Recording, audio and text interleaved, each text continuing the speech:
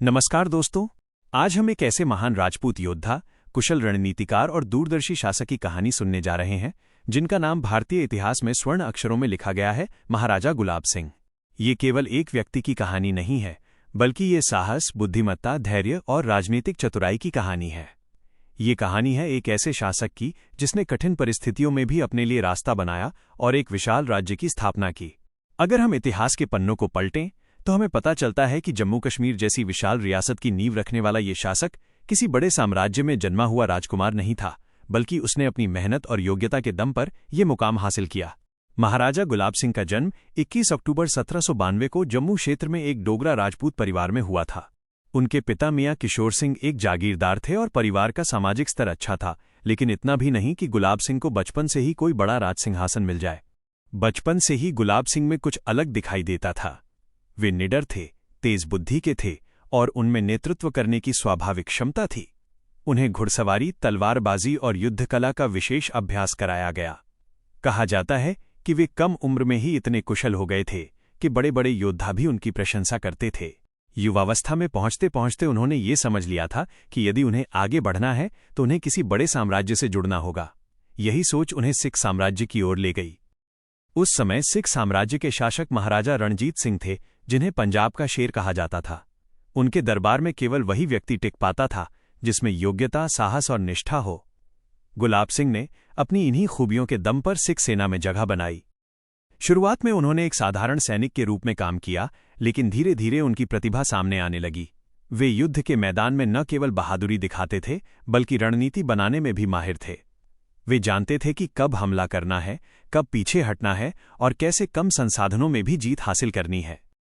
महाराजा रणजीत सिंह उनकी योग्यता से बेहद प्रभावित हुए। उन्होंने देखा कि ये युवा केवल तलवार चलाना ही नहीं जानता, बल्कि एक सच्चा नेता बनने की क्षमता भी रखता है। यही कारण था कि उन्होंने गुलाब सिंह को अपने सबसे भरोसेमंद लोगों में शामिल कर लिया। समय के साथ गुलाब सिंह का कद बढ़ता गया। वे केवल एक सैनिक नहीं रहे, बल्कि एक सेनापति के रूप में पहचाने जाने लगे। उनकी निष्ठा और कार्यकुशलता ने उन्हें सिख दरबार में एक मजबूत स्थान दिलाया। 17 जून 1822 का दिन उनके जीवन में एक ऐतिहासिक दिन साबित हुआ।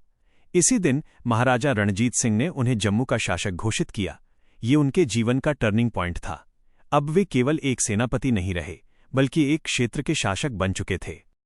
जम्मू की सत्ता संभालने के बाद गुलाब सिंह ने अपने प्रशासनिक कौशल का प्रदर्शन किया। उन्होंने कानून व्यवस्था को मजबूत किया, लोगों की सुरक्षा सुनिश्चित की और राज्य को आर्थिक रूप से मजबूत बनाने के प्रयास किए। लेकिन उनका लक्ष्य केवल जम्मू तक सीमित नहीं था। वे एक बड़े और शक्तिशाली राज्य का निर्माण करना चाहते थे। इसी सोच के साथ उन्होंने अपने साम्राज्य के विस्तार की योजना बनाई। 1830 के दशक में उन्होंने लद्दाख की ओर ध्यान दिया। यह क्षेत्र भौगोलिक रूप से कठिन था, लेकिन रणनीतिक रूप से बेहद महत्वपूर्ण था। यहां तक पहुंचना ही एक बड़ी चुनौती थी, लेकिन गुलाब सिंह ने इसे संभव कर दिखाया। लद्दाख पर विजय प्राप्त करना आसान नहीं था। वहां की ठंडी जलवायु, ऊंचे पहाड़ और सीमित संसाधन किसी भी सेना के लिए बड़ी बाधा थे। लेकिन उनकी सेना ने इन सभी कठिनाइयों को पार किया और अंततः विजय प्राप्त की। इसके बाद उन्होंने बाल्टिस्तान और गिलगित जैसे क्षेत्रों पर भी नियंत्रण स्थापित किया। इस तरह उनका राज्य धीरे धीरे एक विशाल साम्राज्य का रूप लेने लगा, जो हिमालय के दुर्गम इलाकों तक फैला हुआ था। अब हम इतिहास की एक बहुत महत्वपूर्ण घटना की ओर बढ़ते हैं, 1846 की अमृतसर की संधि। प्रथम आंग्ल सिख युद्ध के बाद सिख साम्राज्य कमजोर हो गया था। अंग्रेजों ने इस स्थिति का फायदा उठाया और कई क्षेत्रों पर अपना नियंत्रण स्थापित कर लिया। इसी दौरान एक समझौता हुआ जिसे अमृतसर की संधि कहा जाता है। इस संधि के तहत गुलाब सिंह ने अंग्रेजों को 75 लाख रुपए देकर कश्मीर का अधिग्रहण किया। इसके बाद उन्हें जम्मू कश्मीर का स्वतंत्र महाराजा घोषित किया गया। ये घटना केवल एक लेन देन नहीं थी, बल्कि एक नए राज्य के जन्म की शुरुआत थी। इसी के साथ जम्मू, कश्मीर, लद्दाख और अन्य क्षेत्रों को मिलाकर एक नई रियासत का निर्माण हुआ। महाराजा गुलाब सिंह ने अपने शासन में एक मजबूत प्रशासनिक व्यवस्था स्थापित की। वे सख्त शासक थे, लेकिन न्यायप्रिय भी थे। उन्होंने कानून व्यवस्था को बनाए रखने के लिए कड़े कदम उठाए। उन्होंने सीमाओं की सुरक्षा पर विशेष ध्यान दिया, क्योंकि उनका राज्य भौगोलिक रूप से संवेदनशील क्षेत्रों में फैला हुआ था। उन्होंने व्यापार मार्गों को विकसित किया, जिससे राज्य की आर्थिक स्थिति मजबूत हुई। उनकी एक खास बात ये थी कि वे विभिन्न संस्कृतियों और धर्मों को साथ लेकर चलते थे। उनके राज्य में अलग अलग जातियों और समुदायों के लोग रहते थे और उन्होंने सभी को एकजुट रखने की कोशिश की। धार्मिक रूप से वे बहुत आस्थावान थे। उन्होंने कई मंदिरों और धार्मिक स्थलों का संरक्षण किया। माना जाता है कि उन्होंने माता वैष्णो देवी मंदिर के विकास में भी योगदान दिया। उनका शासन केवल शक्ति का प्रदर्शन नहीं था, बल्कि एक व्यवस्थित और स्थिर राज्य बनाने का प्रयास था।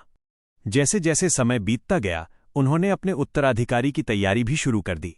1856 में उन्होंने अपने पुत्र रणबीर सिंह को गद्दी सौंप दी ताकि शासन सुचारू रूप से चलता रहे। 1857 में महाराजा गुलाब सिंह का निधन हो गया। ये वही वर्ष था जब भारत में पहली स्वतंत्रता संग्राम की शुरुआत हुई थी। हालांकि वे उस संघर्ष का हिस्सा नहीं बने, लेकिन उनकी बनाई हुई रियासत ने आगे चलकर भारतीय इतिहास में महत्वपूर्ण भूमिका निभाई। उनके बाद डोगरा वंश ने लगभग एक सदी तक जम्मू कश्मीर पर शासन किया। ये उनकी दूरदर्शिता का प्रमाण है कि उनके द्वारा बनाई गई व्यवस्था इतनी मजबूत थी कि लंबे समय तक कायम रही। आज भी जब हम जम्मू कश्मीर के इतिहास की बात करते हैं तो महाराजा गुलाब सिंह का नाम सबसे पहले आता है। वे केवल एक शासक नहीं थे, बल्कि एक संस्थापक थे, एक निर्माता थे।